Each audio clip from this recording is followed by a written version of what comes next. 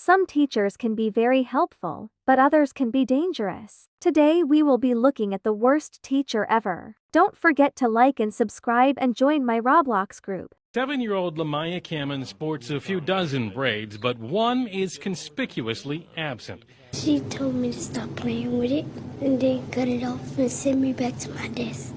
Lamaya is a first grader at Congress Elementary and says her teacher used a classroom scissors to cut off one of the braids after she absentmindedly kept playing with them. Tell me how you play with your hair. Show me what that means. She says the teacher called her to the front of the room and cut it in front of the whole class.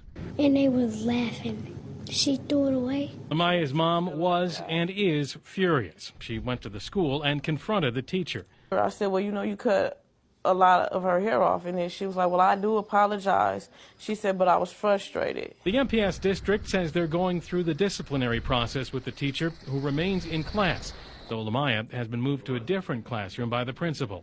Milwaukee police investigated the case and referred it to the district attorney for possible physical or mental abuse of a child charge.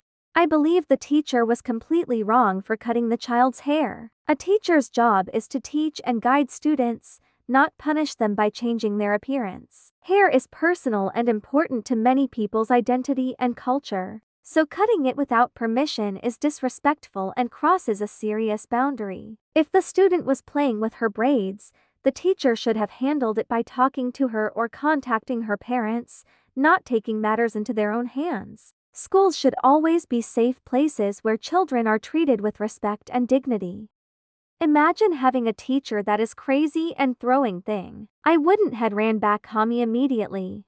911 emergency. Hi, my name is Maria. I'm calling because my teacher, Mr. Haynes, he's throwing things and knocked over the table and he's screaming at us like he's going crazy. And where is this occurring at? In Selby Lane School in Redwood City. In what school?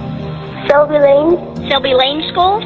Yeah. And you said the teacher is doing this, or who? Yeah. The teacher is going crazy.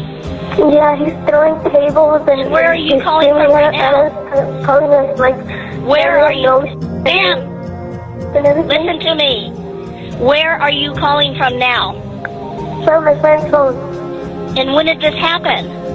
And just right now. But you're at your friend's house. No, I'm in school. I'm in the bathroom. You're in the bathroom at school? Yeah. Okay, what room at the school? At the school, it's 505. 505? Yeah. And what teacher is it? It's Mr. Haynes. Mr. Haynes? Haynes. And do you know why he's going off like that? Just because we didn't know the answers to the problem, he started calling us names and throwing things and yeah. But I mean, he shouldn't be doing that. He's calling us and he's saying that we're full of shit and we don't know anything. Okay, hold on, okay? Let me dispatch the officers. Don't hang up. Don't hang up and stay where you're at, okay? Okay. Atherton units 415 active. Selby Lane School, room 505. Room 505. Apparently the teacher is throwing furniture, acting up. Students hiding in the bathroom. I believe the teacher's behavior in this situation was extremely dangerous and completely unacceptable. Teachers are supposed to create a safe and calm learning environment, not frighten students by screaming, throwing objects, or knocking over furniture. Acting in such an aggressive way could not only scare children emotionally, but also put them at risk of physical harm if something hits them or if chaos breaks out in the classroom. Students should never have to feel so unsafe that they need to call emergency services for help. Situations like this should be taken very seriously, and school authorities should respond immediately to protect the students and make sure the teacher gets the proper support or consequences. Every child deserves to feel secure, respected, and safe while they are at school. I can't imagine how one teacher hated you so much that they can take your stuff away. Worst teachers of all time. When this kid was in first grade, his teacher really didn't like him. She would always call him out for things during class, and if he didn't do his homework or got an answer wrong, she would say, "If this was a job, Kyle, I would fire you." Be better next time. Well, one day, right after Christmas break had ended, he came to school with a new toy he got for Christmas, and he loved this toy. Hey, check this out. Isn't this super cool? My mom got it for me. Well, his teacher saw him with this toy in class, so she walked up to him. She took his toy, "I'll take that, thank you," and said, "Now I have a toy for my grandson." What did you do? And he never saw that toy ever again.